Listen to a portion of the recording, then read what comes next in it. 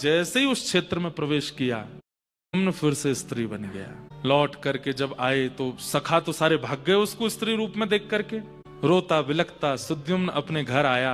सत्यव्रत राजा ने देखा ये कौन स्त्री है, और जैसे ही देखा तो मुख तो मिलता था सुद्युम्न से, लेकिन केश बड़े हैं और आकृति कुछ बदल गई। रोता बिलखता अपने पिताजी के समीप जब गया तो राजा बोले, कौन, किसकी बेटी हो तुम, ऐसे क्यों? पिताजी मैं हूं सुद्युम्न। देख करके सत्यव्रत रोने लगे। उनकी पत्नी रुदन करने, ये क्या हो गया, तुम स्त्री कैसे बन गए? पूरी बात बताई। भगवान कहते हैं कि हमारे पूर्वज सुद्युम्न, इनका फिर से नाम इला रख दिया, जो इनका बचपन में नाम था, क्योंकि पहले स्त्री थे, इसलिए उस क्षेत्र को इलावृत क्षेत्र कहते हैं। इला नाम रख दिया। और एक घटना और घटी बीच में। क्या?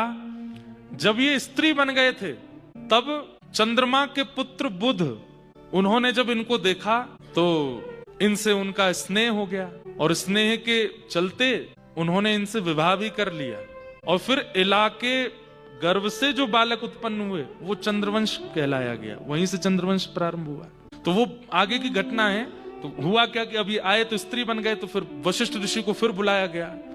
वशिष्ठ ऋषि ने आकर के कहा, बोले देखो, प्रकृति जो कर दे उस पर हस्तक्षेप नहीं करना चाहिए था। प्रकृति ने इसको स्त्री बना करके भेजा था, तुमने पुरुष करवाया, अब ये फिर से स्त्री बन गया है। बोले महाराज अब तो कुछ करो, मैं संसार को क्या मुंह दिखाऊंगा, सब जानते हैं कि मेरा पुत्र है और वो पुत्र पुत्री बन गया, अब उसके लिए मैं क्या करूंगा? तब वशिष्ठ ऋषि बोले, देखो अगर मैं इसको फिर से मंत्र शक्ति से पुत्र बना दूंगा तो फिर शंकर जी के द्वारा प्रभावित क्षेत्र के नियम ना लागू होने का अपराध लगेगा। इसलिए मैं एक काम करता हूं, 1 महीना स्त्री रूप में रहेगा, 1 महीना पुरुष रूप में रहेगा। तो 1 महीना वही सुद्युम्न बन जाते हैं और 1 महीना वही इला बन जाते हैं। लेकिन इस बीच में उनको कितना कष्ट होता था ये कौन जाने।